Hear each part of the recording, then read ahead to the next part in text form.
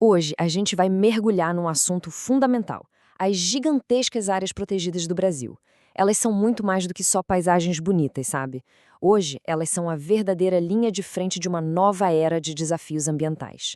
E esses desafios são tão intensos que estão forçando os especialistas a repensar tudo, a reescrever o manual de como proteger esses lugares e, no fim das contas, a nós mesmos. E, para começar, vamos com uma pergunta que parece bem simples, mas que na verdade está no centro de um debate super acalorado. O fogo na natureza, ele é bom ou ele é ruim? A resposta parece meio óbvia, né? Pois é, mas olha só que interessante. Quando essa mesma pergunta foi feita para um grupo de especialistas da área, o resultado foi esse aqui: um empate perfeito. Metade disse que é bom, metade disse que é ruim. Isso já mostra logo de cara que essa história é bem mais complexa do que a gente imagina. Então, para a gente conseguir entender esse empate, primeiro a gente precisa dar uma olhada na visão mais tradicional que se tinha sobre o fogo na conservação. Durante muito, muito tempo, a abordagem parecia lógica, parecia a única correta.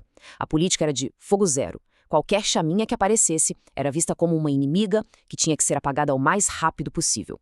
A ideia era excluir totalmente o fogo do ambiente. Só que essa política acabou tendo um efeito contrário, quase uma ironia. Ao impedir todos aqueles pequenos incêndios que aconteciam naturalmente, o material combustível, sabe, folhas, galhos secos, foi se acumulando, camada sobre camada. O resultado? Quando o incêndio finalmente acontecia, ele encontrava tanta comida, tanto combustível que virava uma verdadeira catástrofe. Incêndios muito maiores, mais destrutivos e caríssimos de combater. Ou seja, sem querer, a política de fogo zero estava criando verdadeiros superincêndios. Bom, esse paradoxo todo deixou bem claro que alguma coisa precisava mudar. Era preciso uma nova forma de pensar.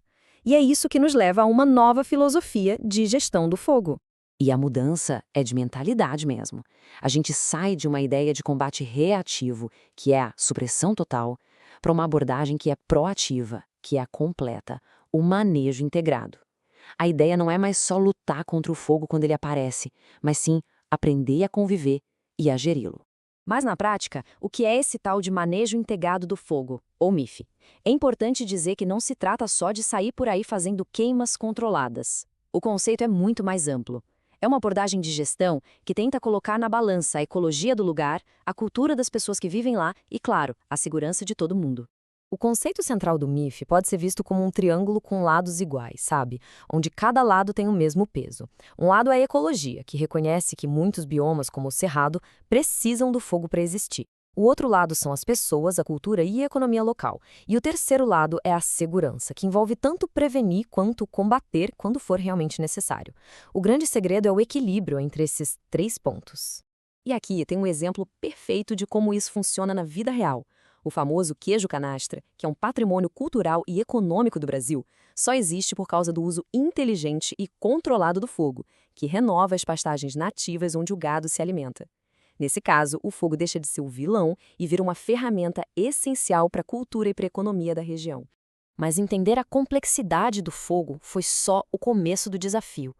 Os gestores das áreas protegidas do Brasil logo perceberam que estavam lidando com um quebra-cabeça muito, mas muito maior. A dura realidade é que as nossas áreas protegidas não estão enfrentando uma crise só. Elas estão no meio de uma cascata de emergências climáticas, uma vindo logo atrás da outra.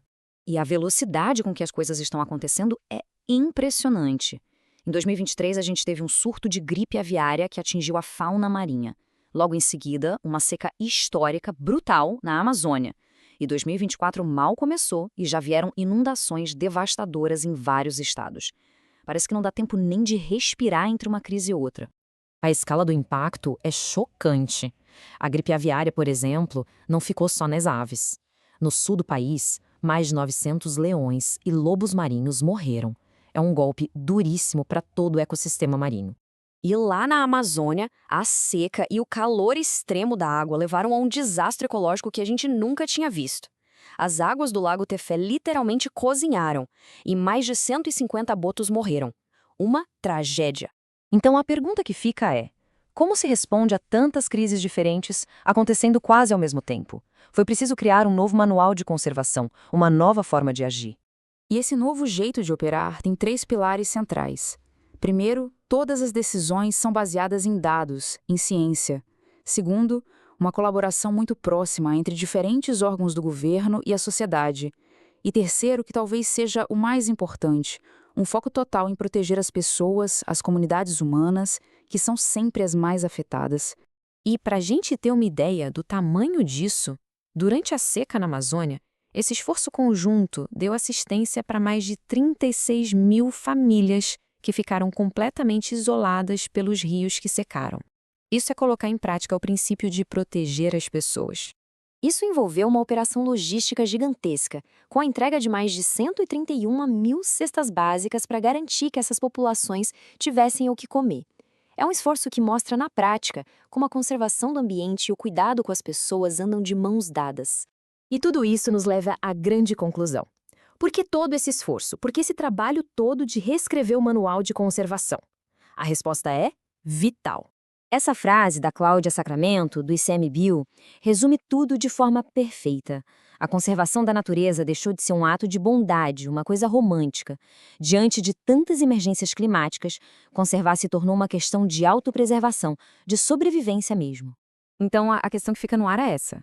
Enquanto os especialistas correm contra o tempo para reescrever esse manual, a responsabilidade não pode ser só deles. A grande pergunta é: será que a sociedade como um todo está pronta para entender a urgência e fazer a sua parte? Porque a resposta para essa pergunta vai definir o nosso futuro.